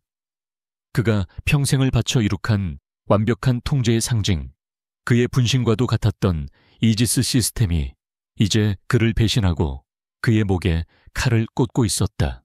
그는 자신의 손으로 자신의 무덤을 판 것이었다. 그는 창가로 달려가 밖을 내려다보았다. 도시의 불빛은 여전히 아름다웠지만 이제 저 아래 세상은 자신을 향한 분노와 경멸로 들끓게 될 터였다. 창문에 비친 그의 모습은 더 이상 IT 제국의 위대한 황제가 아니었다. 자신의 창조물에 의해 심판받고 자신의 성에 갇혀버린 초라하고 무력한 죄수일 뿐이었다. 분노가 치밀어 올랐다. 그는 의자를 집어들어 모니터를 향해 내리쳤다. 쨍그랑 하는 소리와 함께 모니터가 박살났지만 다른 모니터에서는 여전히 그의 죄악이 상영되고 있었다. 그는 미친 사람처럼 책상을 뒤엎고 서류를 찢으며 포효했다. 하지만 그럴수록 그의 비참함만 더욱 커져갈 뿐이었다. 한참의 광란이 휩쓸고 지나간 후 강태준은 힘없이 바닥에 주저앉았다. 그의 귀에 멀리서부터 들려오는 사이렌 소리가 점점 더 가까워지고 있었다. 경찰차와 검찰 수사 차량들이 옴니코프 타워를 향해 몰려오고 있는 것이다. IT의 이카루스는 추락했다. 너무나 높이 날아오른 나머지 아들이 쏘아올린 진실이라는 태양에 그의 오만함이라는 날개가 녹아내린 것이다. 그는 텅 빈 눈으로 깨진 모니터 화면을 응시했다. 화면 속에는 여전히 눈물 흘리는 아내의 모습이 비치고 있었다. 이카루스의 추락은 장엄하고도 끔찍했다. 옴니코프 타워는 순식간에 혼돈의 아수라장으로 변했다. 비상벨이 건물을 뒤흔들고 붉은 경광등이 복도를 섬뜩하게 비추는 가운데 압수수색 영장을 든 검찰 수사관들과 경찰 특공대가 유리문을 부수고 로비로 쏟아져 들어왔다. 직원들은 비명을 지르며 흩어졌고 한때 대한민국 경제의 심장이라 불렸던 건물은 거대한 범죄의 현장이 되어버렸다. 하지만 구로의 은신처에 있는 강지혁에게는 외부의 혼란이 들려오지 않았다. 그의 임무는 아직 끝나지 않았다. 디지털 제국의 붕괴는 단지 서막에 불과했다. 이제 그는 잿더미 속에서 그의 어머니, 그의 유일한 보물을 구해내야 했다. 그의 모니터들은 더 이상 옴니코프의 주가나 데이터 스트림을 보여주지 않았다. 대신 강원도 산속 별장으로 향하는 도로의 실시간 위성사진과 구조팀의 이동 경로, 그리고 별장 내부의 전력 및 통신망 상태를 보여주는 전술 지도로 바뀌어 있었다. 그는 유령 해커 닉스에서 야전 사령관 강지혁으로 돌아와 있었다. 구조작전은 이미 몇 주 전부터 윤소희 기자와 함께 은밀하게 계획되어 있었다. 윤 기자가 자신의 언론사 명의로 고용한 전직 특수부대 출신들로 구성된 베테랑 보안팀이 별장 근처에서 대기 중이었다. 작전의 가장 큰 변수는 별장의 물리적 보안 시스템과 강태준에게 충성하는 경호 인력들이었다. 지역이 디지털 시스템을 마비시킬 수는 있어도 총을 든 사람들을 막을 수는 없었다. 바로 그때 예상치 못한 곳에서 아군이 나타났다. 혼란에 빠진 옴니코프 보안 관제센터. 수사관들이 서버를 봉인하고 직원들을 조사하는 와중에 최 부장은 조용히 자신의 개인 단말기가 있는 사무실로 향했다. 그의 얼굴은 만감이 교차하는 복잡한 표정이었지만 눈빛만은 그 어느 때보다 단호했다. 그는 지난 며칠간 애니의 정체에 대한 자신의 추측과 강태준의 비인간적인 행태 사이에서 고뇌했다. 그리고 이카루스 프로토콜이 발동되어 서유진 여사가 감금된 영상이 만천에 공개된 순간 그의 마지막 망설임은 사라졌다. 그는 더 이상 범죄자의 충실한 개가 되기를 거부했다. 그는 최소한의 인간으로서의 도리를 지키기로 결심했다. 최 부장은 자신의 최고 보안 등급 권한을 이용해 별장의 보안 시스템에 원격으로 접속했다. 그는 메인 서버 긴급 점검이라는 가짜 명령을 입력하여 15분간 별장 내의 모든 CCTV와 동작 감지 센서를 무력화시켰다. 그리고 별장 경호 책임자에게 직접 전화를 걸었다. 나코의 부장이다. 지금 해커 N2의 공범들이 별장 동쪽 외곽 펜스를 뚫고 침투하려는 시도가 포착됐다. 전원 그쪽으로 이동해서 수색 및 방어에 집중하도록. 이건 강 회장님의 직접 명령이다. 물론 거짓말이었다. 하지만 강 회장과 연락이 두절된 이 혼란 속에서 경호 책임자는 2인자인 최 부장의 명령을 의심 없이 받아들였다. 알겠습니다. 경호 인력 대부분이 동쪽 숲으로 달려나갔다. 최 부장은 조용히 전화를 끊었다. 이것이 그가 옴니코프를 위해 아니 한때 자신이 존경했던 서유진 여사를 위해 할 수 있는 마지막 임무였다. 그의 속죄였다. 지역은 자신의 모니터에서 별장의 감시 시스템이 꺼지고 경호 인력들이 이동하는 것을 확인했다. 완벽한 기회였다. 그는 즉시 구조팀에게 신호를 보냈다. 진입하라. 검은색 SUV. 세 대가 소리 없이 별장의 정문을 통과했다. 최 부장이 열어둔 문이었다. 차에서 내린 구조팀은 일사불란하게 움직였다. 그들은 총 대신 비살상용 가스총과 테이저건으로 무장하고 있었다. 그들의 목표는 전투가 아닌 구출이었다. 별장 내부에 남아있던 최소한의 인력들이 그들을 발견하고 저항하려 했지만 압도적인 실력 차이 앞에 속수무책으로 제압당했다. 구조팀은 2층의 가장 안쪽에 위치한 서유진의 방으로 향했다. 문이 열리자 방 안에 있던 주치의와 경호원 한 명이 필사적으로 막아섰다. 누구냐, 당장 나가지 않으면 구조팀장은 말을 끝맺지 못하게 하고는 그의 뒤에 서 있는 서유진을 향해 말했다. 서유진 여사님, 저희는 닉스의 명을 받고 왔습니다. 갑작스러운 침입에 겁에 질려 있던 서유진의 눈이 그 이름을 듣고 흔들렸다. 닉스. 지난 몇 주간 세상을 떠들썩하게 만든 의문의 해커. 팀장은 그녀에게 다가가며 나지막이 말했다. 그분께서 전해달라고 하셨습니다. 녹턴 9번 2학장은 약속을 기억합니다. 그 말을 듣는 순간 서유진의 눈에서 눈물이 터져나왔다. 그것은 그녀와 아들 지역 단둘만이 아는 비밀의 언어였다. 어린 시절 아들이 무서운 꿈을 꾸고 울 때마다 그녀가 피아노를 쳐주며 속삭였던 약속. 엄마가 언제나 너를 지켜줄게. 그리고 5년 전 아들이 떠나던 날 밤, 그녀가 아들의 방에 남겨두었던 쪽지의 마지막 문장. 언젠가 돌아올 너와의 약속을 기다리며. 그녀는 더 이상 망설이지 않았다. 그녀는 팀장이 내민 손을 잡았다. 구조는 성공적이었다. 팀은 서유진을 채태우고 신속하게 별장을 빠져나왔다. 은신처에서 실시간으로 작전을 지켜보던 지역은 어머니가 탄 차량이 안전하게 포위망을 벗어나는 것을 확인하고 나서야 긴장으로 굳었던 어깨를 풀었다. 심장이 터질 것 같았다. 팀장은 차 안에서 서유진에게 보안 위성 전화를 건넸다. 아드님입니다. 그녀가 떨리는 손으로 전화를 받자 화면의 검은 바탕과 함께 맥박처럼 뛰는 N 로고가 나타났다. 그리고 기계적으로 변조된 목소리가 흘러나왔다. 어머니, 안전하십니까? 지혀가... 그녀의 목소리가 터져나왔다. 지혀가 맞니? 내 아들. 에데제어예요. 음성 변조가 풀리고 5년 만에 듣는 아들의 진짜 목소리가 흘러나왔다. 화면에 N 로고가 사라지고 어두운 방 안에서 모니터 불빛을 받아 창백하게 빛나는 지역의 얼굴이 나타났다. 수척해졌지만 어릴 적의 모습이 그대로 남아있는 아들의 얼굴. 지혀가 내 아들. 살아있었구나. 서유진은 화면 속 아들의 얼굴을 어루만지려는 듯 허공에 손을 뻗으며 오열했다. 죄송해요, 어머니. 너무 늦게 와서 죄송해요. 지역의 눈에서도 뜨거운 눈물이 흘러내렸다. 화면을 사이에 둔 5년간의 그리움과 고통이 폭발하는 순간이었다.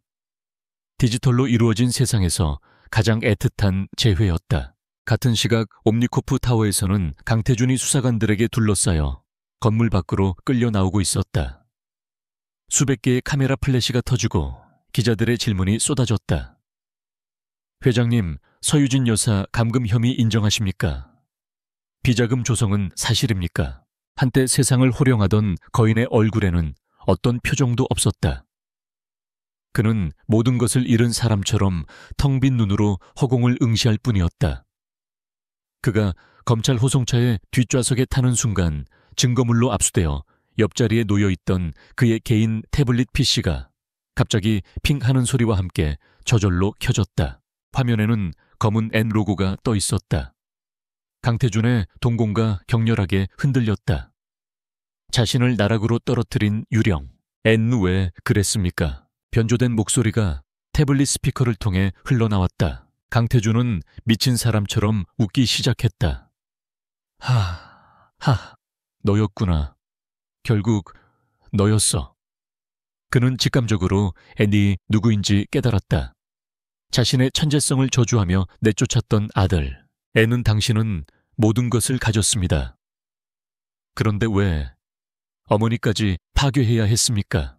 그것은 승리자의 조롱이 아니었다.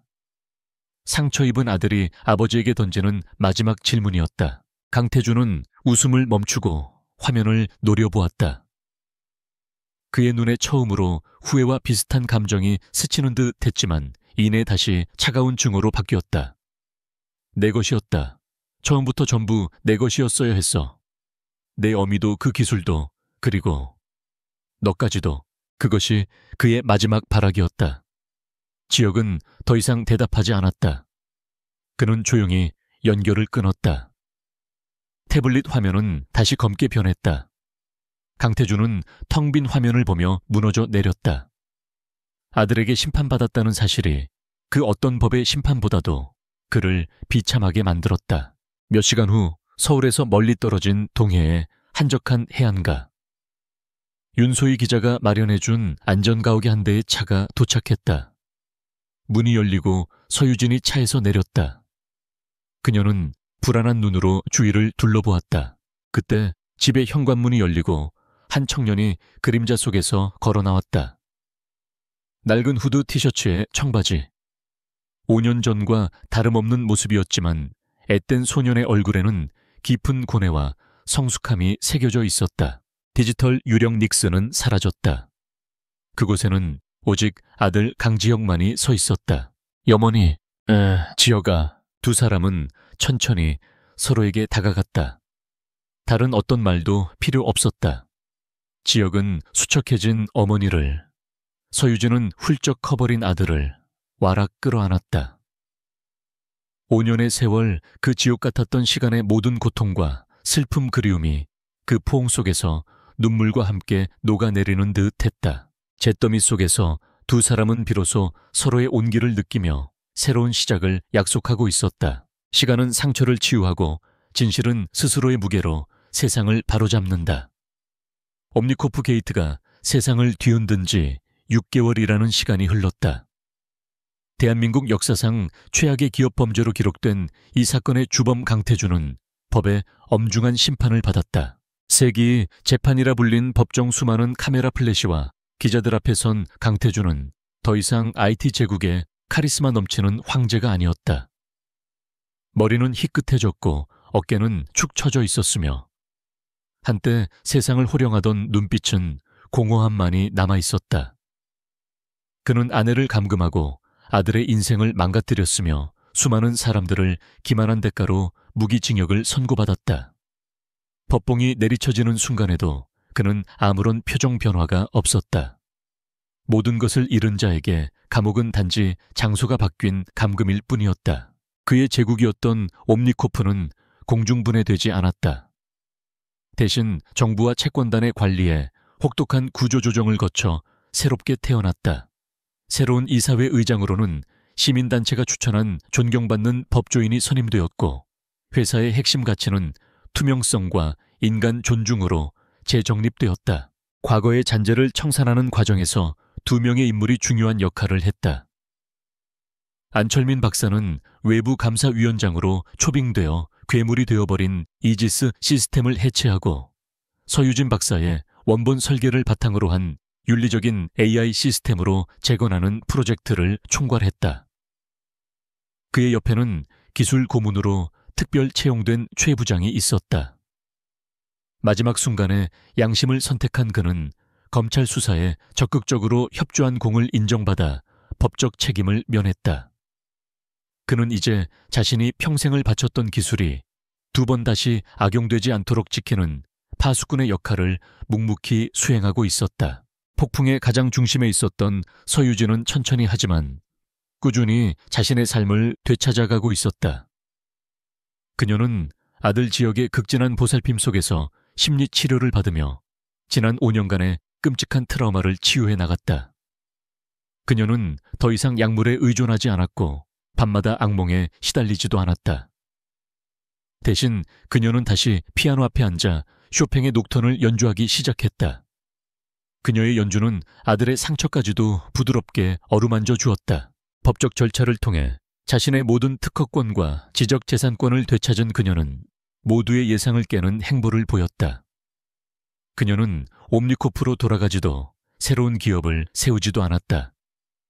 대신 자신의 전 재산을 출연하여 유진윤리 AI 연구재단이라는 비영리 재단을 설립했다.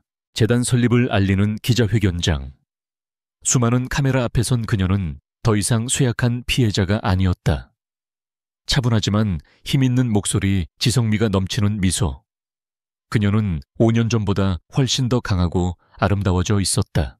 기술은 그 자체로 선하지도 악하지도 않습니다. 그것을 사용하는 인간의 의지에 따라 구원의 빛이 될 수도 파멸의 불이 될 수도 있습니다. 저는 제 인생의 절반을 바쳐 만든 기술이 끔찍한 흉기가 되는 것을 목격했습니다. 이제 남은 제 인생은 기술이 인류를 위해 올바르게 사용될 수 있도록 길을 닦는 데 바치고 싶습니다. 저희 재단은 인공지능의 윤리적 기준을 세우고 기술의 혜택에서 소외된 이들을 돕는 연구를 지원할 것입니다.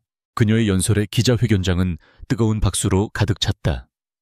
기자회견장 맨 뒷줄 모자를 푹 눌러 쓴 지혁은 조용히 어머니의 모습을 지켜보며 미소 짓고 있었다.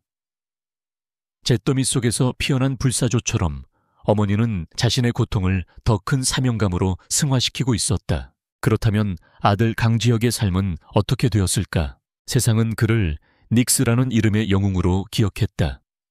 거대 악을 무너뜨린 다크 히어로.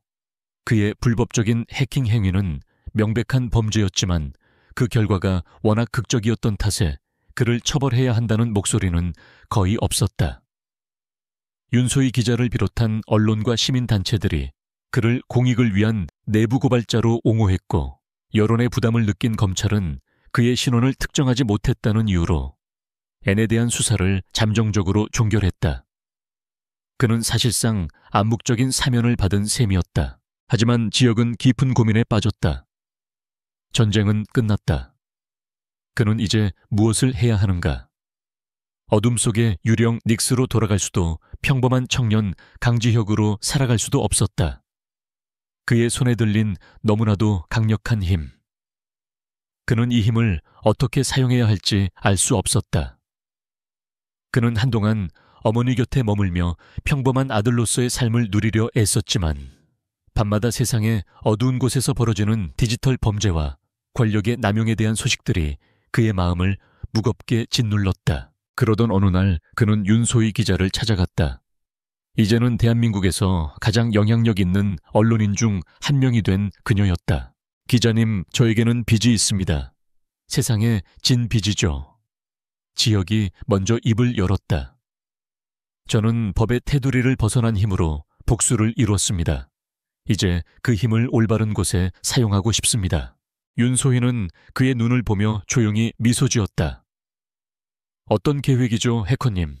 회사를 하나 만들고 싶습니다.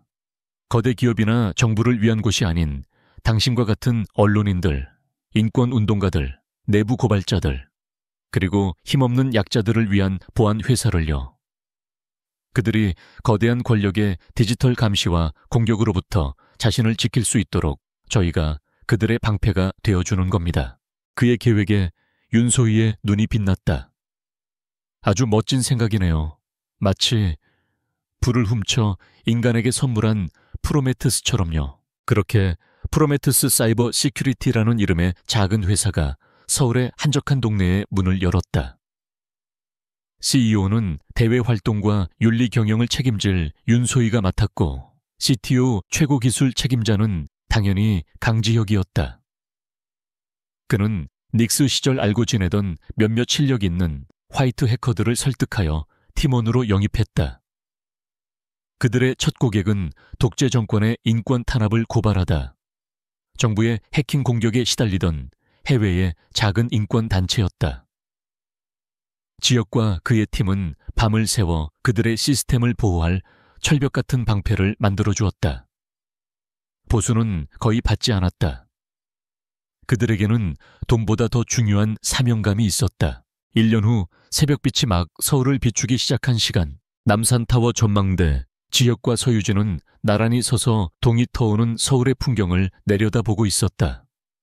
지난 1년간의 폭풍우가 핥히고 간 상처는 여전히 남아 있었지만 두 사람의 얼굴에는 이제 평온함이 깃들어 있었다. 아들 행복하니? 서유진이 아들의 손을 잡으며 부드럽게 물었다. 지혁은 잠시 동안 도시의 풍경을 바라보다가 희미하게 미소 지었다. 행복이 뭔지는 아직 잘 모르겠어요. 하지만 마음이 편안해요. 제자리를 찾은 느낌이랄까요.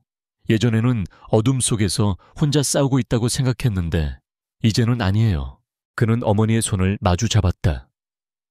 아버지는 자신만을 위한 어두운 불을 지키려다 모든 것을 태워버렸죠. 어머니는 그 잿더미 속에서 모두를 위한 따뜻한 빛을 다시 피워내고 계시고요. 저는 이제 그 빛을 지키는 사람이 되려고요. 어둠이 그 빛을 삼키지 못하도록 어머니는 아들의 훌쩍 자란 마음을 대견하게 바라보았다.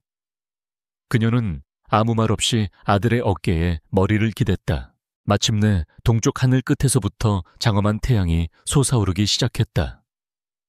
새벽의 약속처럼 떠오른 태양은 지난밤의 어둠을 모두 걷어내고 도시 전체를 황금빛으로 물들였다. 그것은 새로운 시작을 알리는 빛이었다. 거인의 심장을 무너뜨렸던 상처 입은 아들과 그 잿더미 속에서 희망을 피워낸 어머니. 두 사람은 서로에게 기댄 채 눈부시게 펼쳐지는 새로운 지평선을 오랫동안 바라보고 있었다.